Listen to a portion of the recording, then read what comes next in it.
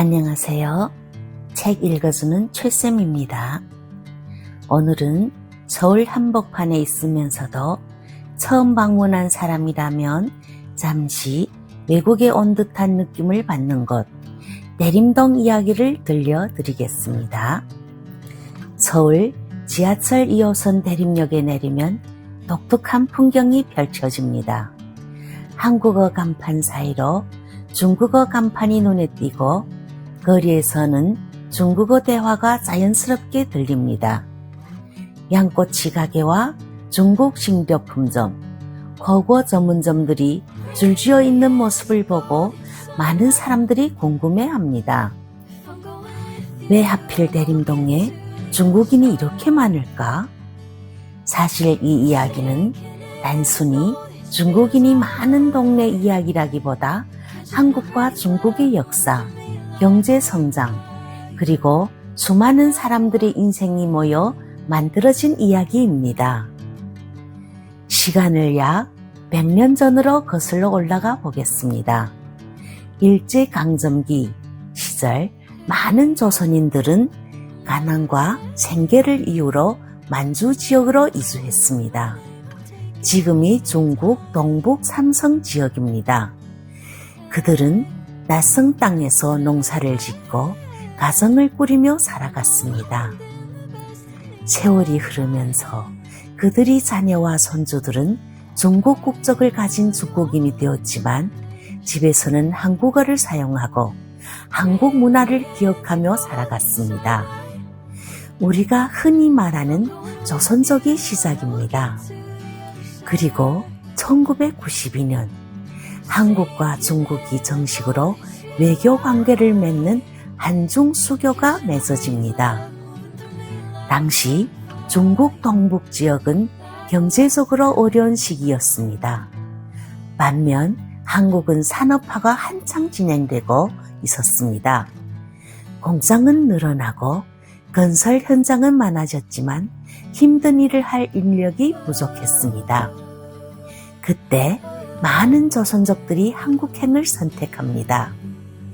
당시 사람들은 이것을 코리안 드림이라고 불렀습니다. 한국에 가면 돈을 벌 수 있다. 몇 년만 일하면 가족들이 생활을 바꿀 수 있다.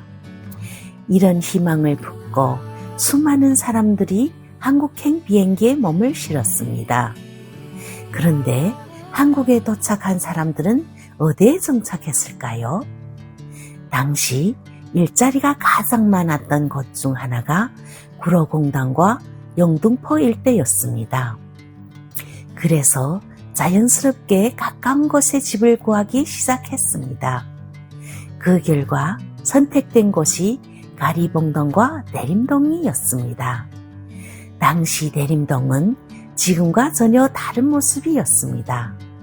오래된 다세대 주택이 많았고 비교적 월세가 저렴했습니다.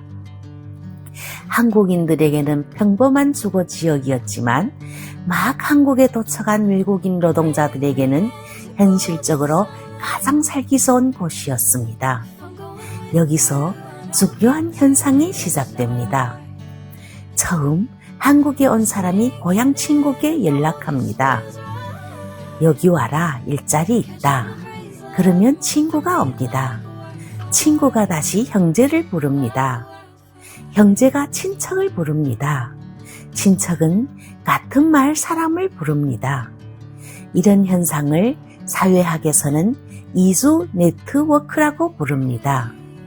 실제로 세계 어느 나라든 이민자들은 먼저 정착한 사람이 있는 지역으로 모이는 경향이 있습니다. 미국이 차이나타운도 그랬고 일본이 코리아타운도 그랬습니다. 내림동 역시 마찬가지였습니다.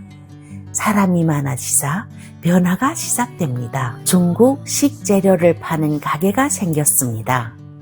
그러자 중국 음식을 파는 식당이 생겼습니다. 식당이 생기자 중국식 빵집이 들어왔습니다. 중국 휴대폰 판매점, 중국 여행사, 중국인을 위한 부동산과 직업 소개서까지 등장하기 시작했습니다. 어느 순간 내림동은 단순히 중국인이 사는 동네가 아니라 중국인들이 생활하는 데 필요한 모든 것이 있는 하나의 생활권이 되었습니다. 특히 2000년대 이후 한국으로 들어오는 중국 동포의 숫자가 크게 증가하면서 내림동은 더욱 빠르게 성장합니다. 당시 주말이 되면 내림역 주변에는 전국 각지에서 올라온 조선족들이 모여들었다고 합니다. 고향 친구를 만나고 중국 음식을 먹고 필요한 정보를 교환하기 위해서였습니다.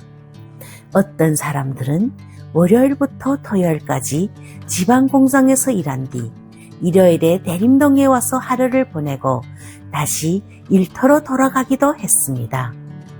그래서 내림동은 단순한 거주지가 아니라 고향 같은 공간이 되었습니다.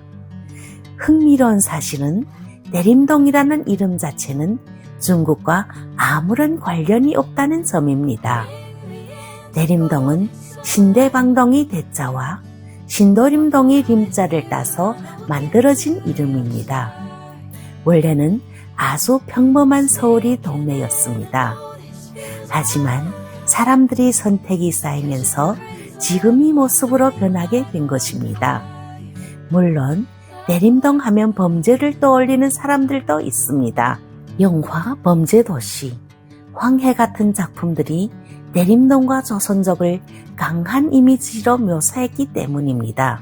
실제로 과거 일부 강력 사건이 있었던 것도 사실입니다. 하지만 내림동에 사는 대부분의 사람들은 평범한 직장인이고 자영업자이며 노동자입니다.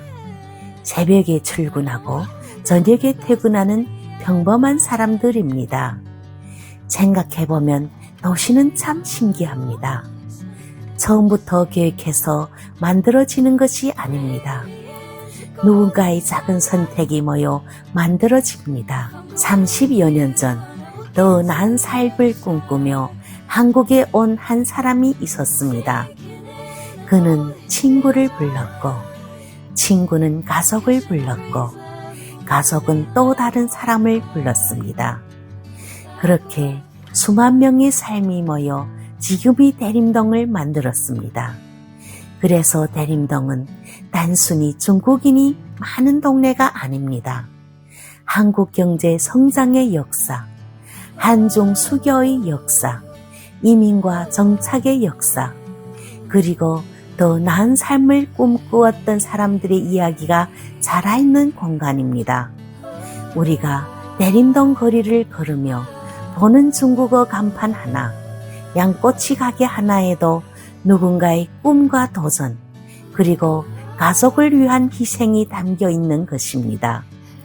오늘도 우리는 하나의 동네를 바라보았지만 사실은 수많은 사람들의 인생 이야기를 읽고 있었는지도 모릅니다. 지금까지 책 읽어주는 최쌤이었습니다. 감사합니다.